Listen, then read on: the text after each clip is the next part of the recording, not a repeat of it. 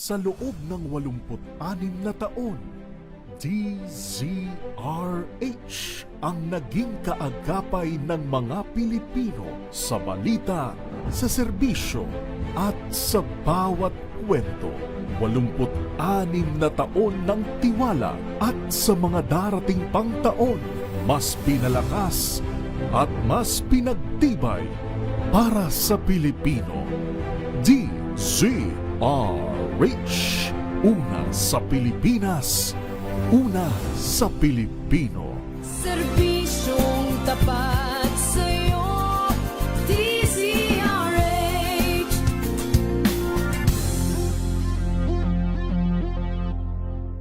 Curious ka ba sa maraming bagay? Kami na ang bahala dyan. Aalamin, tutuklasin at bibigyang linaw namin ang mga katanungang bumabagabag sa inyong isipan. Sa programa kung saan ang bawat sagot ay galing lamang sa mga eksperto. Ang Expert's Opinion, tuwing linggo 3:00 ng hapon, dito lang sa DZRH TV.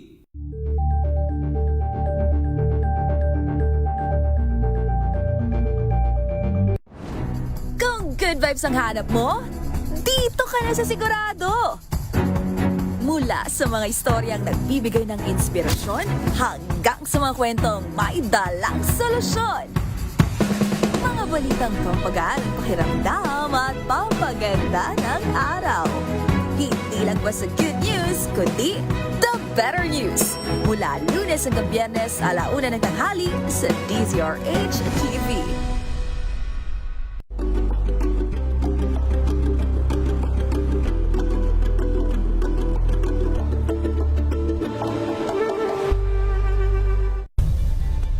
Nagsimula sa pangarap hanggang sa maabot ang tagumpay. Iba't ibang kwento, iba't ibang mukha ng atletang Pilipino. Mas pinatindi, mas pinalakas, at mas pinaaksyon sa Match Point tuwing Sabado, 12:30 ng tanghali sa DZRH TV.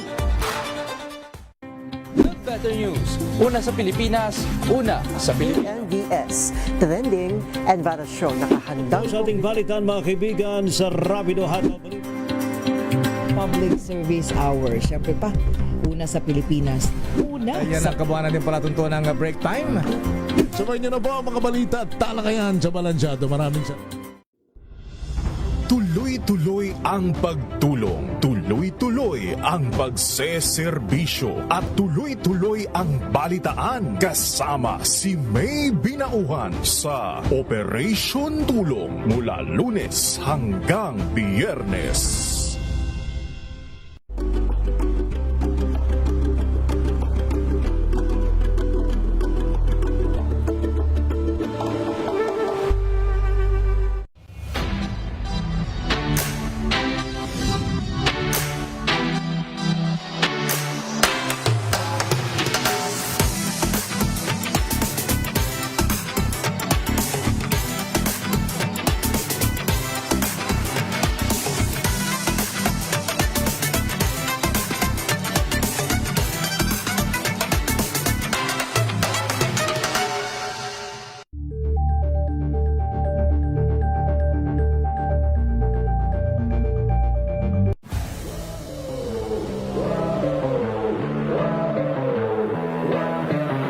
Yung pressure kasi di mawawala sa sports kahit sa buhay. Pero siguro kung paano mo rin take yung pressure.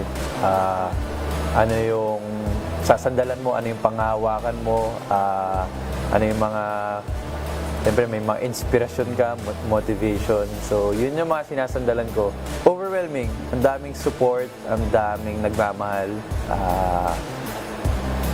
Nakakataba ng puso talaga. Naging immature ako pero masabi ko, green flag. Hi guys, ako si Andre Caracot, a professional basketball player. Naglalaro para sa Rain or Shine. Abangan ang aking exclusive interview dito lang sa DZRH TV Matchpoint. Mabuhay ang atletang Pilipino. At yan ang mga latest updates sa mundo ng sports. Para sa MBC TV Network News, ito si Andre Caracot. Una sa Pilipinas, una sa Pilipino.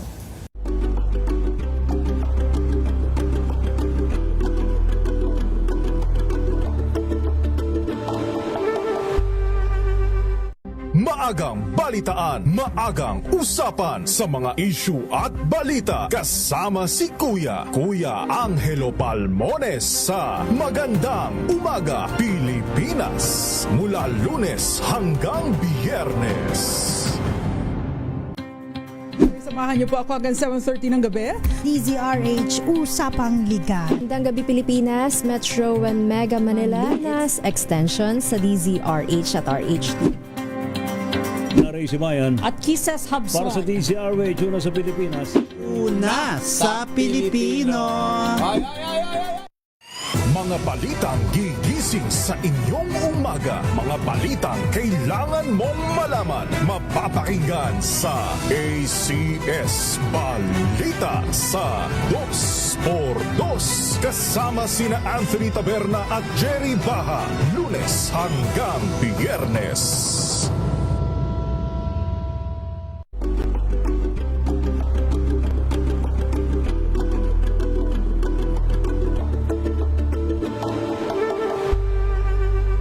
Alamin ang mga maiinit na isyung pambayan, mga balitang kailangan mong malaman, usapin sa pamahalaan, politika, ekonomiya at kabuhayan. Ito ang mga dapat mong malaman, pakialaman at pag-uusapan dahil kayo ang tinig ng mamamayan dito sa Damdaming Bayan. Live sa DZRH Radio, DZRH TV at DZRH Digital. Kasama sinalakay Deo Macalma at Elaine Apit. Araw-araw, Lunes hanggang Biyernes. Damdaming Bayan.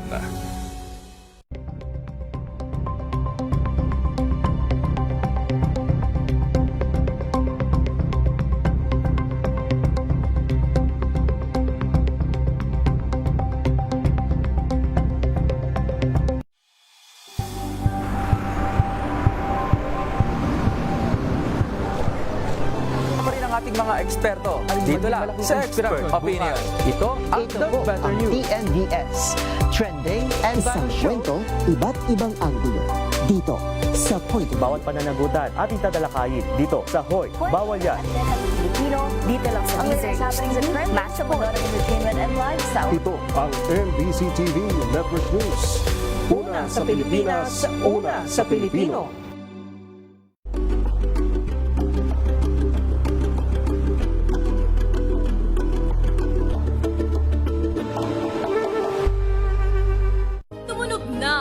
Gandingan para sa kalikasan. Ang itinanghal bilang Best AM Radio Program Host ay si Cesar Stress sa is ng umaga.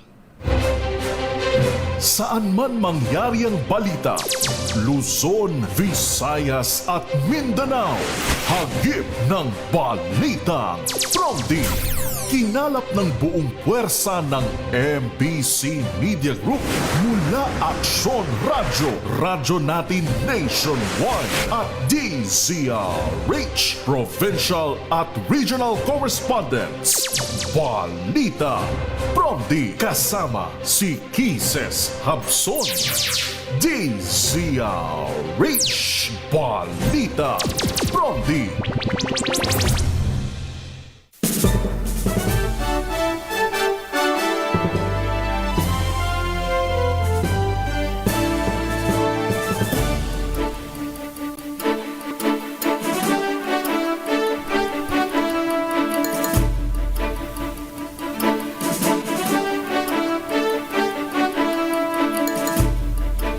Magandang umaga Luzon, Visayas, Mindanao, Pilipinas. Ito po ang balitang Promdi ngayong araw ng Huwebes, June 18, 2026. Sa ating headlines, Balitang Promdi! Senador Sherwin Gatchalian, formal nang nanumpa bilang bagong Senate President. Cayetano balik bilang Minority Leader. Balitang Promdi! Senator Chis Escudero, posibleng maupong presiding officer sa impeachment trial ni Vice President Sara Duterte. Balitang Promdi! Big time all price rollback namumuro sa susunod na linggo. Balitang Promdi! Pagkamatay ng dalawang basketball player ng Ateneo, Hindi tinuturing na aksidente ng CIDG. Balitang Promdi. Low pressure area sa labas ng Philippine Area of Responsibility may katamtamang tsansa na maging bagyo. Balitang Promdi. 6 sa bawat 10 Pinoy nakaranas ng cybersecurity threat ayon sa PSA. Balitang Promdi. Yan ang ulo ng ating mga balita. Kasama niyo po ang inyong lingkod, Kisas Hobson, para sa DZRH, una sa Pilipinas, una sa Pilipino. At ngayon sa detalye ng ating mga balita. Balitang Promdi.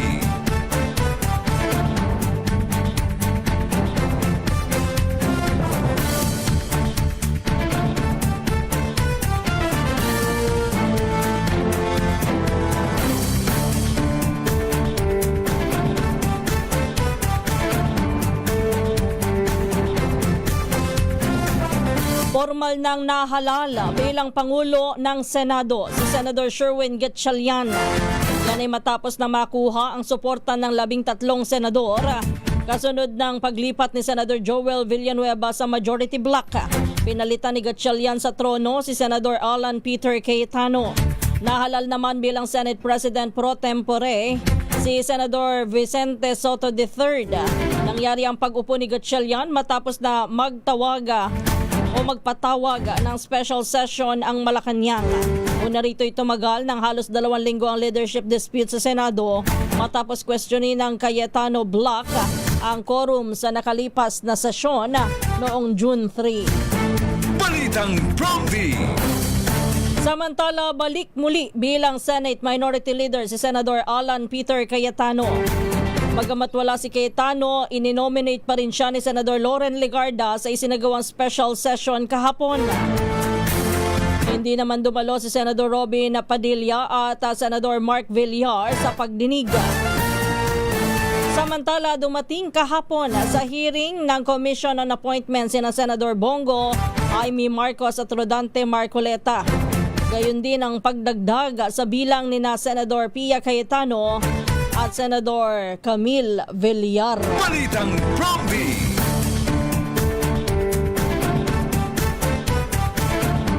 Bahagya namang nagkaroon ng tensyon sa pagitan ni Senators Risa Hontiveros at Pia Cayetano sa isinagawang special session kahapon. Nagugat ito ng talakayin ng Senate Bill No. 1511 o Anti-Hospital Detention Law. Ayon kay Cayetano, may ilang amyenda si Hontiveros na hindi naman nakasulat sa inihaing bill at hindi malinaw ang intensyon ng senadora. Depensa ni Hontiveros, bukas ang period of amendments para sa ganitong mga bagay. Balitang Promdi. Alas 3:11 na po ng umaga. Puntahan muna natin mga balita mula sa probinsya. Puntahan natin si Freddy Fajardo. Sa lalawigan ng Pangasinan, street-level individual drug suspect na aresto sa buy-bust operation sa Calasiao. Libo-libong halaga ng shabu ang nakumpiska. Balita mo yan, RH38, Freddy Fajardo. Nasa kustodiya ngayon ng Calasiao Police Station ang isang street-level individual drug suspect na si Elias Jr., 30 anyos, may live-in partner, truck driver at residente sa nasabing bayan matapos itong maaresto sa anti-drug buy-bust operation ng PNP. Batay sa ulat ni Calasiao OIC Chief of Police Lieutenant Colonel Rodel Gabaten, nagsagawa ng operasyon ng kanyang mga tauhan sa Drug Enforcement Unit alas 2:15 ng hapon matapos na makipag-ugnayan sa PDEA Regional Office 1. Isang nagkunyaring buyer at binentahan ni Junior ng 2 plastic susi na naglalaman ng hinihinalang shabu na tumitimbang ng 4.83 grams at may street drug price na 32,844 pesos at agad siyang inaresto. Nasamsam sa suspect ang mark money ginamit sa operasyon. Kaso ng paglabag sa Republic Act 9165 Comprehensive Dangerous Drug Act of 2002 ang kinakaharap ngayon ng akusado. Mula sa Action Radio Pangasinan, ito si Freddy Fajardo, RX30 tag-uulat para sa DZRH una sa Pilipinas, una sa Pilipinas. Balitang Promdi. Pilipinas ang oras alas 3:12 ng umaga. Standby lang, Dani. Inaasahan naman na uupo si Senador Francis Chis Escudero bilang presiding officer ng impeachment court sa nalalapit na paglilitis ng impeachment case laban kay Vice President Sara Duterte. Ayon kay Senador Ping Lacson, ito ang napagkasunduan ng mayorya ng Senado, ngunit maaari pa itong mabago. Binigyan din ni Lacson, may basic knowledge na si Escudero dahil sa naranasan na niyang maging presiding officer nang itransmit sa kanila ang articles of impeachment laban din kay Duterte noong nakalipas na taon. Naging tradisyon na sa nakalipas na mga impeachment ang Senate President ang umaakto pong presiding officer. Ngunit nagpahayag naman si Senate President Sherwin Gatchalian na bukas siya sa ideya na si Escudero ang manguna rito. Paliwanag ni Gatchalian, may legal experience si Escudero na isa ring abogado. Balitang Prompty.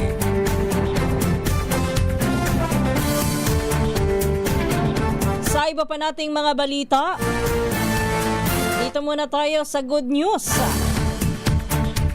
Mababa na sa $80 bawat bariles ang halaga ng langis sa world market. Ito po'y sa harap ng inaasahang pagbubukas muli ng Strait of Hormuz bilang resulta ng kasunduan ng Amerika at Iran na tapusin na ang gulo sa gitnang silangan. Batay sa anunsyo ng International Benchmark Brent Crude, ang bawat bariles ng kanilang langis ay nagkakahalaga ng $78.96, mababa ng 5.1% kumpara sa nakalipas na bentahan.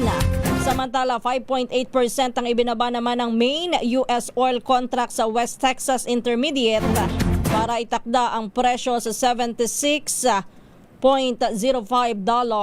per barrel. Balitang Prompty. Kaugnay ng balitang yan, may nakaamba pong malakihang tapyas presyo sa langis sa susunod na linggo. Ayon sa Department of Energy, bunsod ito ng nakatakdang pagbubukas muli ng Strait of Hormuz, kasabay ng paghupa ng tensyon sa gitnang silangan. Batay sa pagtaya ng ahensya, posibleng bumaba ng hanggang 8 pesos and 50 centavos ang presyo kada litro ng diesel, habang aabot naman sa 4 pesos and 50 centavos sa kada litro ng gasolina. Posible pang magbago ang estimated rollback hanggang sa ikalimang araw ng trading. Balitang Prompty. Alas 3:15 ng umaga, mula naman sa Central Luzon, construction worker na hirap ng dahil daw po sa hirap ng buhay ay nagbenta na lang ng droga sa Samal, Bataan. Ayun po, naaresto. Ibalita mo yan na RH37, Danny Kumilang. Arestado ang isang 24 anyos na construction worker matapos mahuli sa sinagawang bypass operation ng Samal Municipal Police Station sa Barangay Lalawigan, Samal, Bataan, dakong alas 10 ng gabi. Kinilalang sospek sa alias Jim Jim, residente ng Barangay Sapa, Samal, Bataan. Ayon dito kay Samal Chief of Police Police Major Gary Lupian, nahuli na kanyang mga tauhan ang sospek matapos bentahan umano ng isang sachet ng hininalang shabu ang isang pusher buyer kapalit ng 500 mark money. Na-recover din sa sospek ang 2 pang sachet ng hininalang shabu at iba pang ebidensya. Umabot sa 5.24 gramo ng kabuang timbang ng nakumpiskang illegal na droga na may tinatayang standard drug price na 35,000 piso, 632 piso. Inamin ng sospek, nakapit siya sa patalim sa hirap umano ng buhay na kanya dinaranas bilang isang construction worker. Nagbenta siya ng droga dahil 5 umano ang kanyang maliliit pang anak. Maharap ang sospek sa kasong paglabag sa Section 5 at 11, Article 2 ng Republic Act 9165 o ang Comprehensive Gross Drug Act of 2002. Dani Kumilang, RH37, DCRH, una sa Pilipinas, una sa Pilipino. Balitang Prompty. Maraming salamat, Danny. Standby lang, Jocelyn Maque. Dumating na sa Kazan, Russia si Pangulong Ferdinand Marcos Jr. para dumalo sa ASEAN-Russia Commemorative Summit. Kasabay nito inilabas po ng Malacanang ang kautusan ni PBBM na italaga bilang government caretaker sina Executive Secretary Ralph Recto, Agrarian Reform Secretary Conrado Estrella at Labor Secretary Frances Tolentino. Ayon kay Palace Press Officer Undersecretary Claire Castro, otorisado ang 3 opisyal na umaksyon sa pamahalaan habang nasa labas ng bansa ang Pangulo. Gayunman, hindi saklaw ng kanilang tungkulin kung ang dapat na pagdesisyonan ay tungkol sa national security kabilang ang kapangyarihan ng pulisya at militar. Ang pagbisita ni PBBM sa Russia ay kauna-unahan mula nang siya'y manungkula noong 2022. Sa kanyang pagdalo sa ASEAN-Russia Commemorative Summit, inaasahan na mapapag-usapan ang kooperasyon sa larangan ng security, trade, energy, and food security. Balitang Prompty. Kaugnay po nung balitang yan,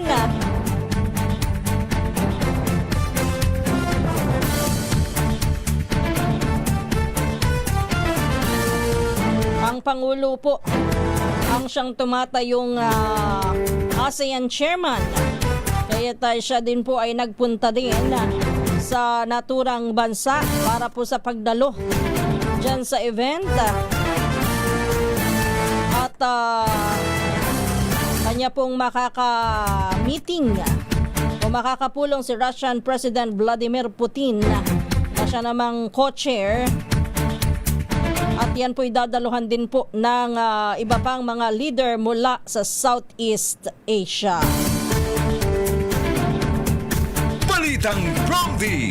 Alas 3:19 na po ng umaga, pinaiimbestigahan naman ni Pangulong Ferdinand Marcos Jr. ang reklamo kaugnay ng nasawing pasyente na hindi nabigyan ng benepisyo ng PhilHealth o Philippine Health Insurance Corporation.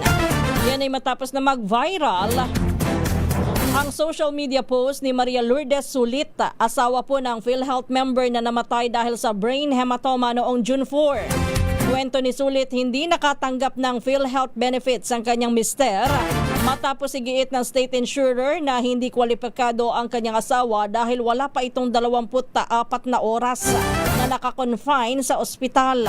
Ayon kay Palace Press Officer Undersecretary Claire Castro, nais ng Pangulo na matiyak na walang pasyenteng mapapagkaitan ng nararapat na tulong dahil sa maling pagpapatupad ng mga patakaran.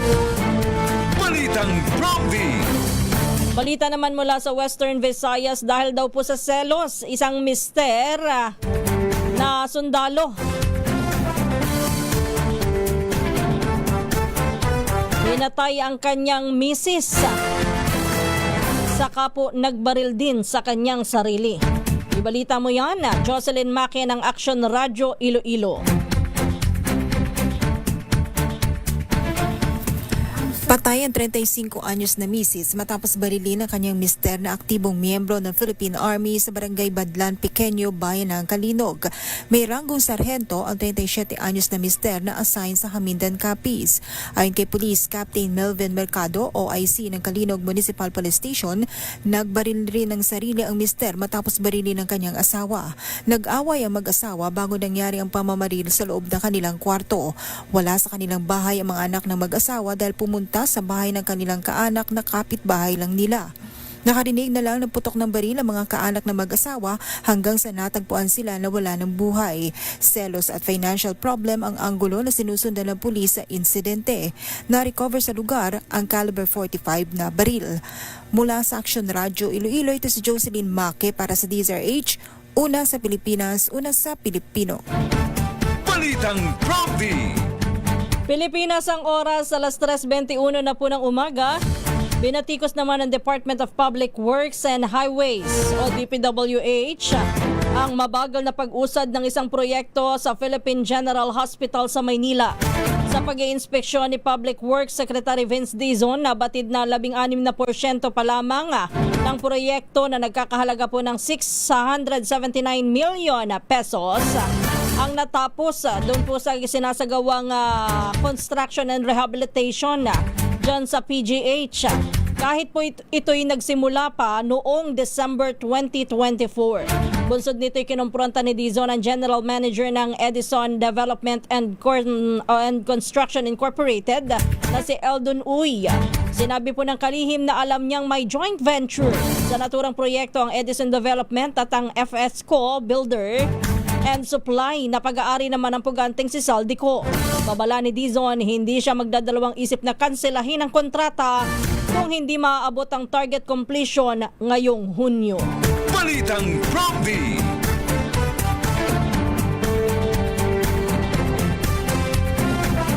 Inihayag naman ng PNP-CIDG na posibleng hindi aksidente ang pagkamatay ng dalawang manlalaro ng Ateneo de Manila University Blue Eagles na nalunod habang nagtitraining sa Dipakulaw, Aurora. Ayon kay CIDG Director Major General Robert Alexander Morico II, isinagawa ang training exercises 700 metro ang layo mula sa resort. Lumabas din sa investigasyon na alam ng mga manlalaro na mapanganib at hindi angkop ang kondisyon ng dagat sa lugar. Dagdag nito, bago nalunod si Rene Clert Materbonia at Divine Adili. May 4 pang player ang muntik na ring malunod ngunit nasa giplang. Samantala, patuloy naman na sinusuri ng CIDG kung sino ang may pananagutan sa insidente. Pinayuhan din ni Morico si resigned coach Tab Baldwin na makipagtulungan sa investigasyon sa halip na isnabi ng pagpapatawag ng ahensya sa kanya.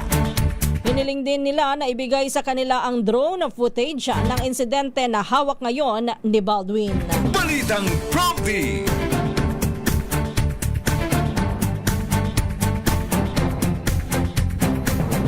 Samantala, balita naman mula sa Eastern Visayas, standby Jimmy. Yun daw pong World Bank humanga sa tagumpay ng Kalahi Seeds sa Barangay Villa Imelda, MacArthur, Leyte. Alamin nga natin kung ano yan.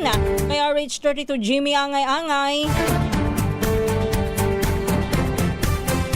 Mainit na tinanggap ng mga opisyal at residente ng Barangay Villa Imelda, MacArthur, Leyte ang delegasyon mula sa World Bank sa kanilang pagbisita.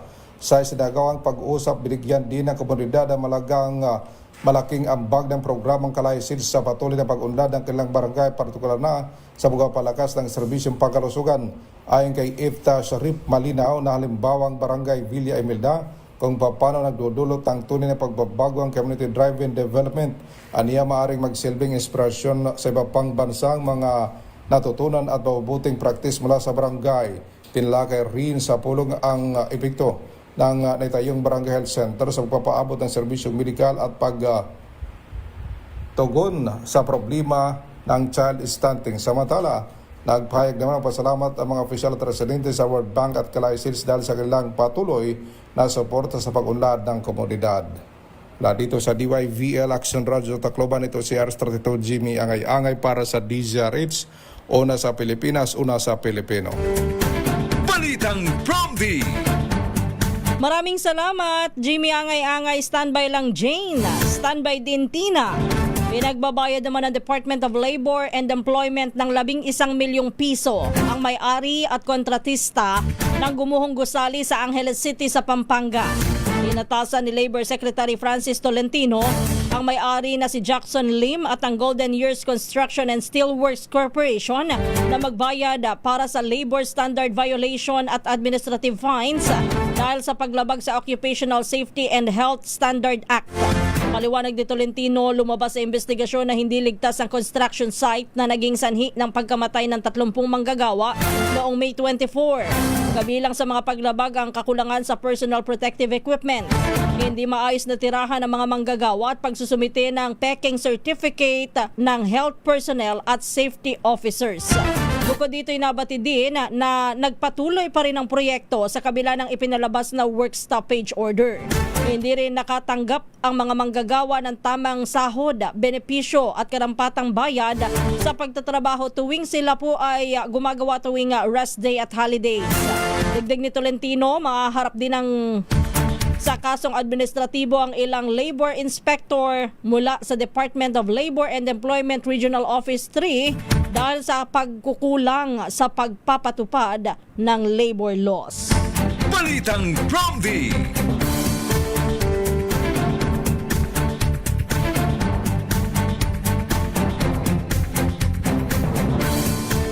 Samantala, balita muna tayo sa Northern Samar.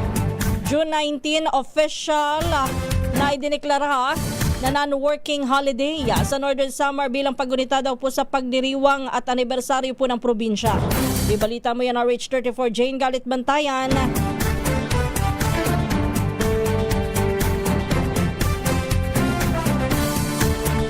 Dineklarang ang June 19 bilang non-working holiday dito sa lalawigan ng Northern Samar bilang paggunita sa pagdiriwang ng anibersaryo ng probinsya. Nakasa dito sa Republic Act No. 9414 kung saan opisyal na nagdideklara sa June 19 sa bawat taon bilang special non-working holiday. Samantala, bilang bahagi na nasabing pagdiriwang, nagtapos na ang isang buwan na aktibidad sa pamamagitan ng partisipasyon ng iba't ibang grupo, individual, sektor at mga local government unit. Sa araw ng anibersaryo sa Biyernes, nakatakda ang commemorative program at pagbibigay ng award na papangunahan mismo ni Northern Samar Governor Harry Sungchuan. Ito na ang ika-61 anibersaryo ng lalawigan ng Northern Samar. Mula sa Action Radio Katarman, RH34 Jane Galit Bantayan ng DZRH. Una sa Pilipinas, una sa Pilipino. Balitang Promdi! Thank you, Jane. Standby, Tina. Sa pagpapatuloy pa rin ng ating mga balita, 6 sa bawat 10 Pilipino ang gumagamit ng cellphone, computer at internet ang nakaranas ng cybersecurity incident noong nakalipas na taon. Ayon sa Philippine Statistics Authority o PSA, ang pinakakaraniwang insidente ay mga scam text messages na naglalayong makakuha ng pera o personal na impormasyon ng mga biktima. Mayroon ding mga kaso ng hacking, phishing o panlilinlang gamit ang peking links at website, gayon din ang cyberbullying. Bilang tugon, tiniyak ng Meta ang kumpanyang may hawak ho sa Facebook at Instagram na paiigtingin nila ang kampanya laban sa online scam sa pamamagitan ng paggamit ng Artificial Intelligence o AI. Ayon sa Meta, nakapagtanggal na sila ng milyong-milyong scam advertisement sa buong mundo bilang bahagi ng kanilang kampanya para gawing mas ligtas ang internet. Balitang Promdi!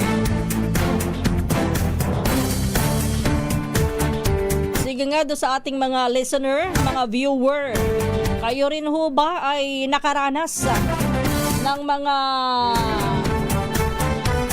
cybersecurity threat sa inyong mga cellphone o kaya naman ho ay sa inyong mga laptop o computer? Pwede nyo pong ibahagi sa amin at ano ang inyong ginawa. Kadalasan yan dapat deadmahin lang yan, no?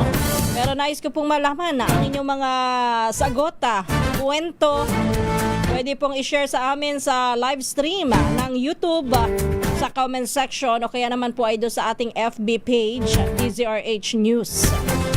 Tayo ho ay naka-live doon ngayon. Binatikos naman ng Department of Information and Communications Technology ang video sharing platform na YouTube. Yan daw po ay sa kabiguan na tumugon sa hiling na i-take down na ang mga content na nagpapakalat ng maling impormasyon at fake news. Ayon kay DICT Secretary Henry Aguda, nakadidismaya na hanggang sa ngayon ay wala pa ring direktang koordinasyon ng YouTube sa kanila. Gate nito, kailangan pang dumaan sa Google para maiparating sa YouTube ang mga kahilingan ng gobyerno. Binigyan din ni Aguda na ang mabagal na pagtanggal ng mga maling impormasyon ay maaaring magdulot po ng panganib lalo na sa panahon ng emergency at kalamidad. Balitang Promdi!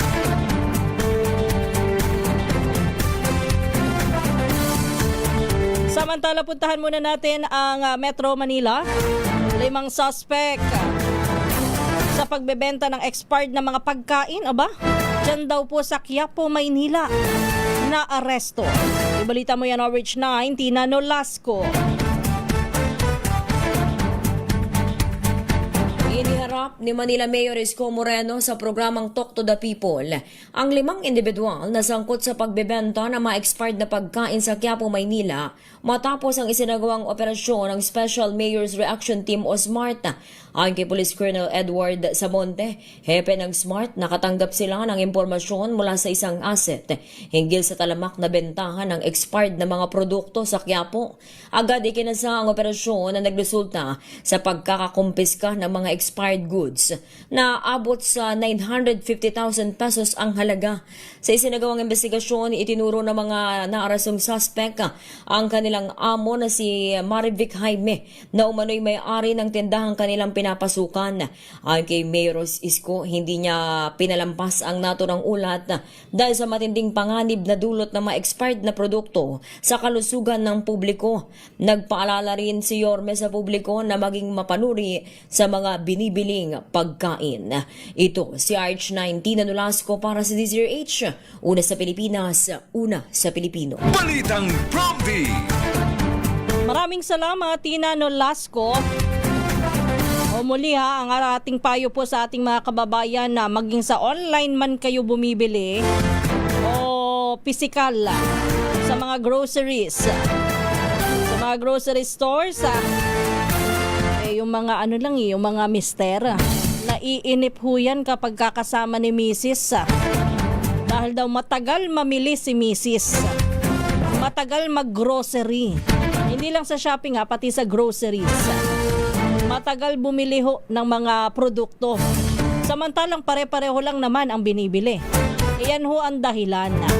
Kasi ho si na Mrs. at saka iba pang mga wais na mister na nag-grocery, lagi hong tinitingnan hindi lang yung food content, yung ingredients na mga binibili po nilang pagkain, pati minsan lalo na sa mga nagpapapayat yung calorie intake. Yung calorie content ng mga pagkain na binibili, tinitingnan din ho yan. Para naman yun sa mga nagpapapayat. Pero ho yung iba, ang ginagawa, mitikuloso kasi ang iba sa ating mga buyer, ang tinitingnan ho sa mga pinamimili nila ay yung expiration date. Kasi kung minsan kahit hindi pa expired pero malapit nang ma-expired, syempre iniisip at pinagdidesisyonan yan kung bibilhin ba o hindi, kung makukonsume ba o hindi, nakakain ba o hindi, magagamit ba o hindi. Kaya wala hong masama na maging mapanuri sa inyong pong mga binibili. Balitang Prompty. Naghandog naman ang libreng sakay ang Department of Transportation matapos na maantala ang operasyon ng Metro Rail Transit Line 3 o MRT3 dahil sa nangyaring technical glitch kahapon. Ayon sa pamunuan ng MRT3, nagsimula ang libreng sakay alas 12 ng tanghali, kung saan ay sasagutin po ang gastos ng maintenance provider na Sumitomo Corporation. Nangyari ang aberya alas 5:30 ng umaga sa pagitan ng istasyon ng Buendia at Guadalupe, dahilan upang magpatupad ng limitadong operasyon mula North Avenue hanggang Shaw Boulevard. Nabatid naman na ilang pasahero ang na-stranded ng 40 minuto sa loob ng tren bago inatasang bumaba at maglakad sa kahabaan ng Riles. Dahil dito ay nag-deploy po ang MMDA ng mga bus upang saklolohan ang mga apektadong commuter kahapon. Inatasan naman ni Transportation Secretary Giovanni Lopez ang pamunuan ng MRT3 at ng Sumitomo na magsagawa ng masusing investigasyon upang matukoy ang sanhi ng insidente at maiwasan na ito'y maulit pa. Samantala, naibalik na sa normal ang operasyon ng MRT3 kahapon din ho alas 7 o mag-aalas 7 ng umaga. Balitang Prompty.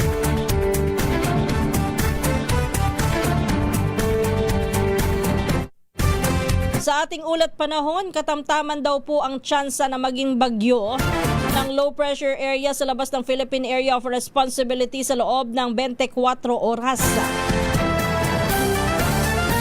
Ayon sa Weather Forecasting Bureau, ang easterlies ay nakaapekto sa ngayon sa hilagang bahagi po ng Visayas at Mindanao, habang magiging maulap naman ang papawirin na may panandaliang pagulan sa Eastern Visayas, Dinagat Island, Surigao del Norte, Surigao del Sur at Davao Oriental.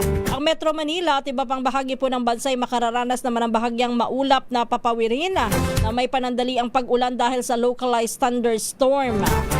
Yun pong low pressure area sa labas po ng PAR ay doon ho sa bahagi po ng silangan, hilagang silangan ng Mindanao. Balitang Prompty. 6 na katao naman ang nasawi matapos na mahulog sa bangin ng isang dump truck sa bayan ng Labrado, Pangasinan. Ayon kay Police Captain John Ramos, OIC ng Labrador pala yun, Labrador, Pangasinan. Ng Labrador Police, 5 ang idineklarang dead on arrival habang 1 ang binawian ng buhay habang ginagamot. Sa paunang investigasyon, nabatid na sakay ng dump truck ang 25 katao galing sa isang solar farm project at patungo po sa sitio Kadampata. Nang biglang mawalan ng kontrol ang driver nito sa sigsag na daan sa Barangay Bolo. Bunsod nito'y mabilis na rumagas ang sasakyan at bumangga pa sa kaliwang bahagi ng isang pickup truck bago tuluyang nahulog sa bangin. Balitang Prompty.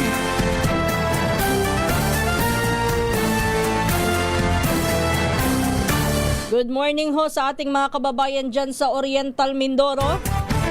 Idineklara naman ang state of calamity sa Puerto Galera, dyan po sa Oriental Mindoro.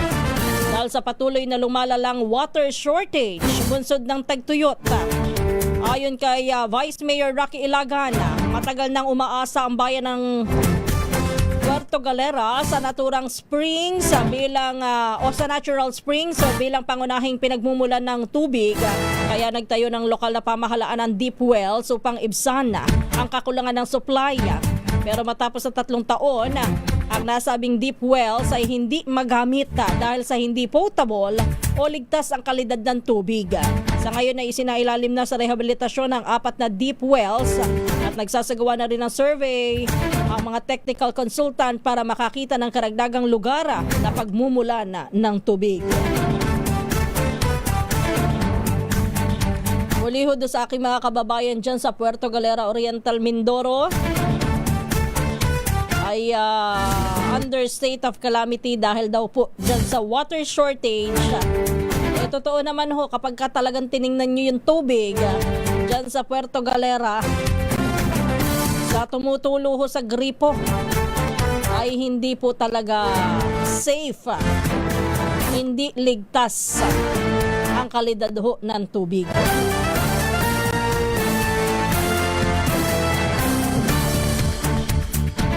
Pilipinas ang oras, alas 3:39.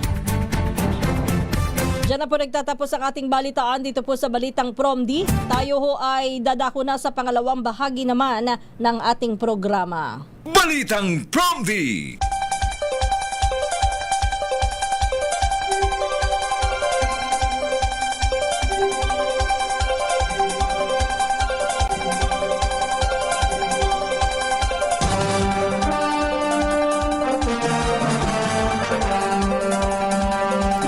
Isang magandang umaga po ang ating pagbati sa lahat ng mga nakikinig, nanonood at nakatutok ngayon sa ating programa. Ito po ang Balitang Promdi. Kumusta na po kayong lahat sa ating mga kababayan all over the world? Marami ng gising na gising sa ating live streaming sa YouTube. Oy, good morning muna kay Sir Bentong na mukhang nabusog na sa siopaw. Beth Gray, good morning din sa iyo, ha?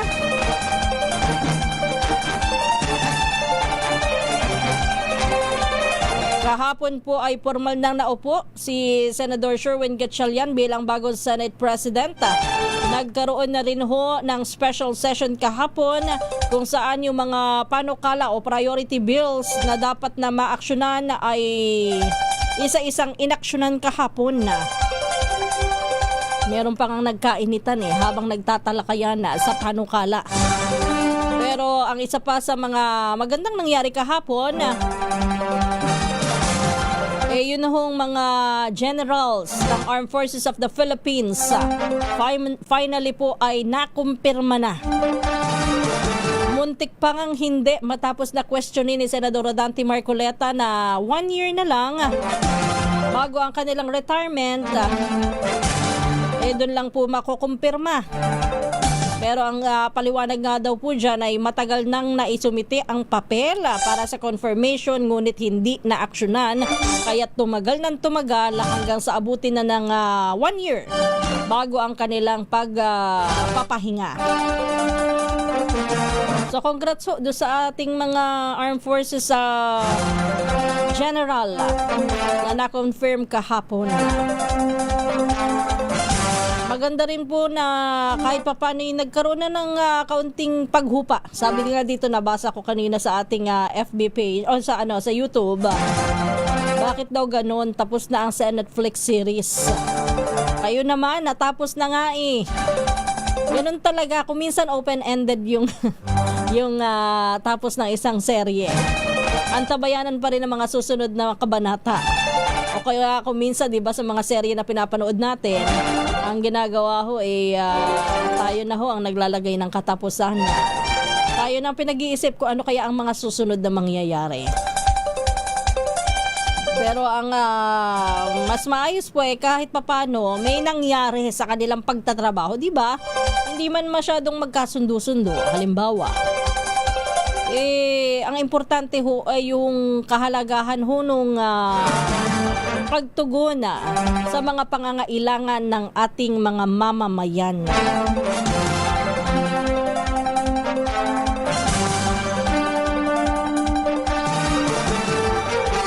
Sa iba pa po nating mga balita, iwanan muna natin ang isyong politika. 6 sa bawat 10 Pilipino daw po ang nakaranas ng mga cybersecurity threat. Yung iba ho ay sinasabing sa mga tech scam, kayo ho ba'y nakaranas ng ganyan? Basta ang payo ko lamang ho sa inyo ay lagi hong dededmahin. Lalo na ang una kasi ho dyan, baka ho akala nyo kayo nakakaligtas. Kung minsan ho, yung mga nararanasan yung mga, lalo na po sa mga lolo't lola sa mga seniors, na hindi naman techie. Kung minsan ho, may mga nagme-message ho sa atin ng mga text scam, yung mga, kunyari, nanalo ka ng ganito. Minsan naman ho ay, sinasabi ko kahapon na pag mag-share ka, halimbawa, nanalo ka ng ganito pero bago mo i-claim, kailangan mo munang i-share sa ibang sa ibang mga friends. O kaya naman yung dati ho, yung unang nauso, nanalo ka ng ganito, mangyari lamang ho na i-message nyo ho ang inyong buong pangalan, ang inyong address, ang inyong phone number. Di ba ganun ho dati? Yun yung mga nauna nating scam na na lagi nga ho naming paalala sa inyo noon. Kung wala naman kayong raffle na sinalihan, paano kayong mananalo po sa isang raffle, di ba? Wag ho talagang basta-basta maniniwala at dahil yung mga ganyan ho ay posibleng kinukuha lamang po ang inyong mga personal na impormasyon at posible itong gamitin sa hindi magandang mga gawain. Tapos, pagkatapos po ng mga text scam, ito po yung wala pang online text pa lang po ito. Pagkatapos ho niya, nauso po yung online, yun nga, yung kasunod, yung kanina kong binabanggit, yung mga nanalo ka ng ganito o kaya may promo si ganito, may promo ang kumpanyang ganito, pindutin lang ang link dyan sa cellphone na makikita. Kapag kayan po ay napindot ninyo, kayo po ay idedirekta para po doon sa promo na yan. O kaya kung minsan ipapashare pa sa inyo. Di ba may mga ganoon? Kaya nga ho, yung ating mga website, yung mga email o yung mga text message mismo, di ba ho, yung mga network, nagtanggal ho sila ng mga link. Hindi na po sila basta-basta nagpapakita ng link sa mga text, sa mga SMS. Kasi po, nagagamit ho yan. Marami ho tayong mga kababayan na nabiktima noon sa ganyan. Sumunod naman po dyan yung mga phishing. At saka yung mga panggagaya ho sa inyong mga account. Kung mapapansin nyo ho sa ating mga Facebook, marami ho tayo makikita, mga foreigner pa nga yung iba. Ang gaganda ng pangalan, tsaka ang gaganda ng mga nakabalandrang picture.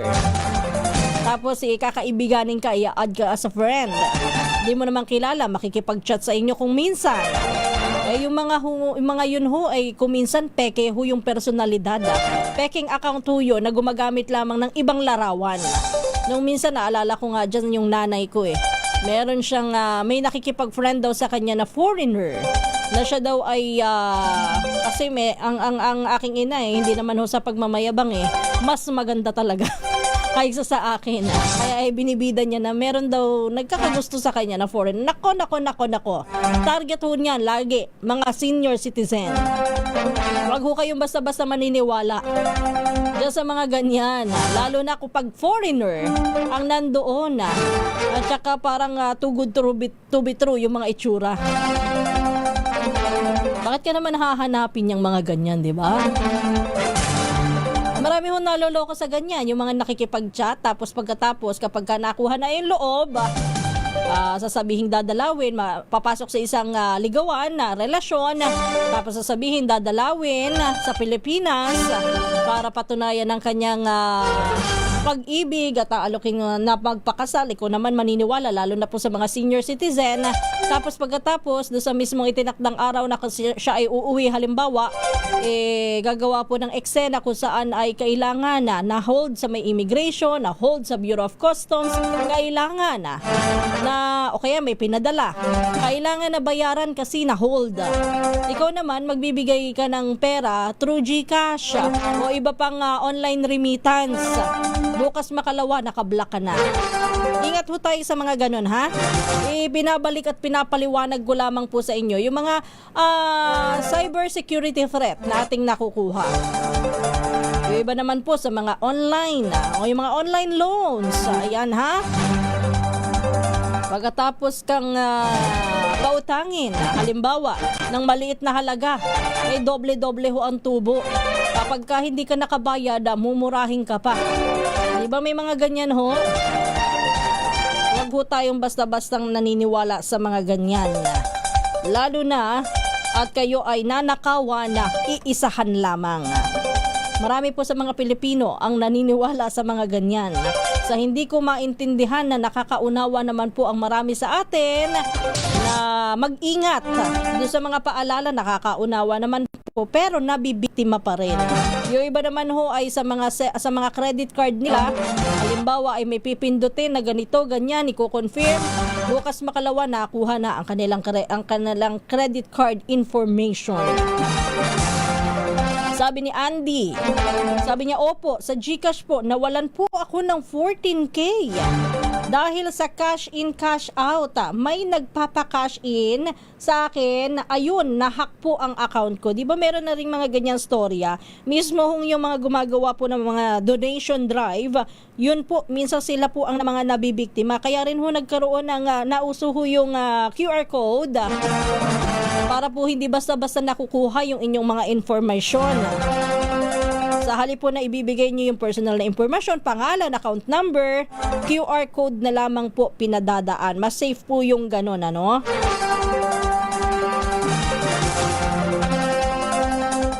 Sa akin naman, hahayaan ko siyang ma-hold kung saan man. Kaya nga ho kasi hindi naman totoo yung mga ganyan kung minsan ano, di ba? Basilio Caubalejo, sir. Yun sa tinatanong nyo. Yun sa tinatanong nyo ho ay antabay lang. Magbubukas din ho yan. Medyo may inaayos lamang ho kami, ha? Ibabalik natin yan. Na-hold siya, lutasin niyang mag-isa, sabi naman ni Virgilio Sakdalan. Yung iba naman, mga nabibiktima naman ng mga fake news kung minsan. Hindi nga ho nakuhanan ng pera, pero nabiktima naman ng mga fake news. Ayan, kaya ang YouTube, medyo makipag-coordinate naman kayo sa DICT, ano? Huwag lang sanang gagamitin din ng DICT para sa isyong politika. Yung mga fake news talaga, yung mga obvious na fake news, lalo na po yung mga exaggerated na mga video sa mga pangyayari po sa atin, kagaya ng lindol, bagyo, tapos ginagawan po ng exaggeration yung mga video upang kaawaan o kaya makakuha po ng mga viewers. Yun po, yung mga nangyayari, yun ang dapat na mabura. Lalo na kapag nag-create ng pangamba para sa publiko. Mauro June Aspiliaga, isang magandang umaga. Ganon din po ang pagbati natin. Ma'am Becky Tisuka, lagi nakikinig, lagi nakaantabay sa atin. Si Ma'am Ivy Gutierrez, good morning. Mga taga Brooks Point, Palawan, kay Ted Nevilla, isang magandang umaga po sa inyo.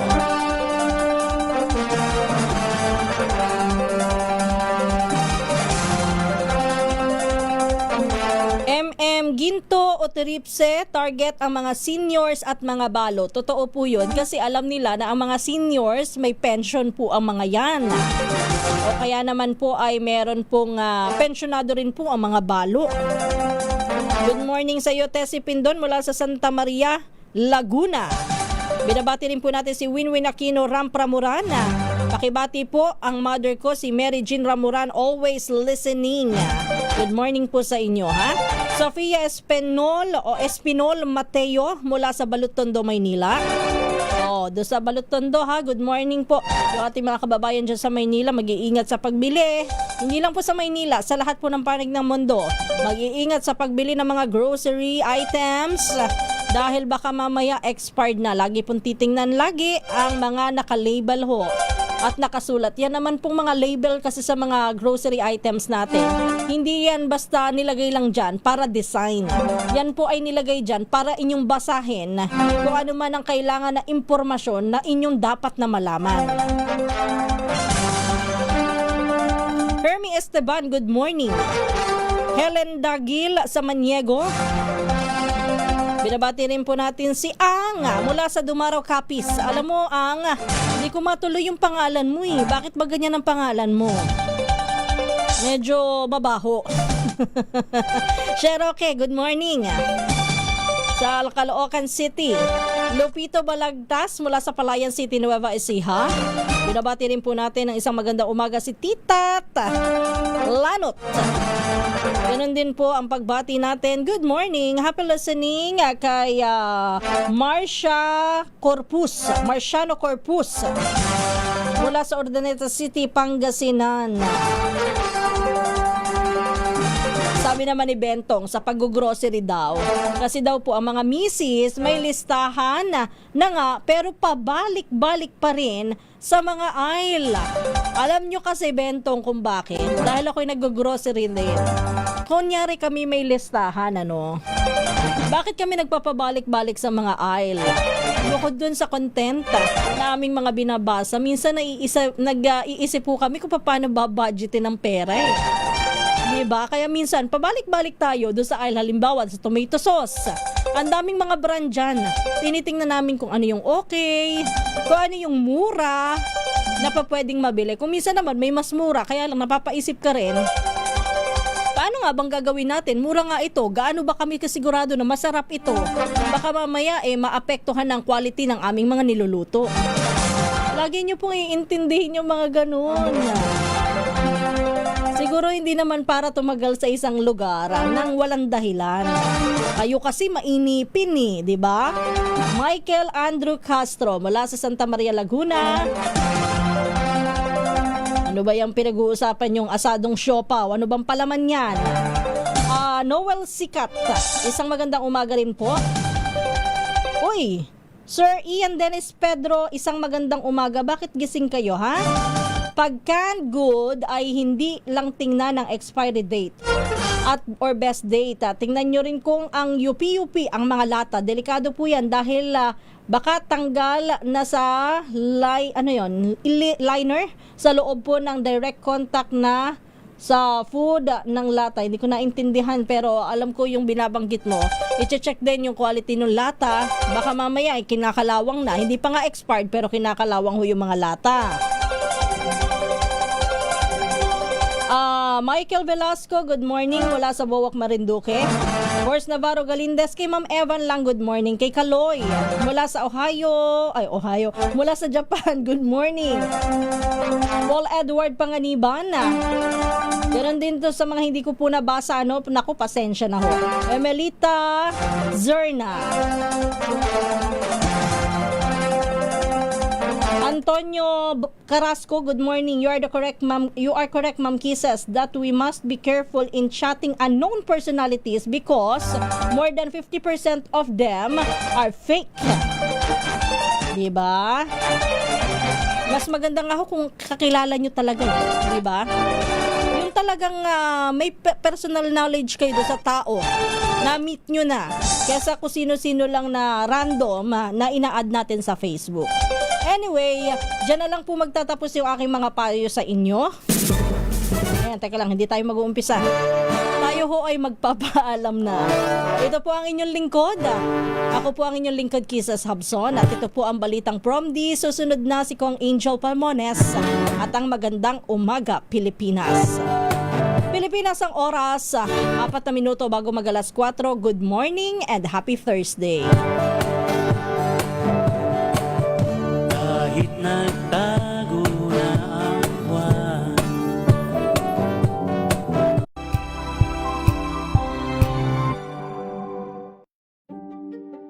Buklatin ang mga pahina. Pakinggan ang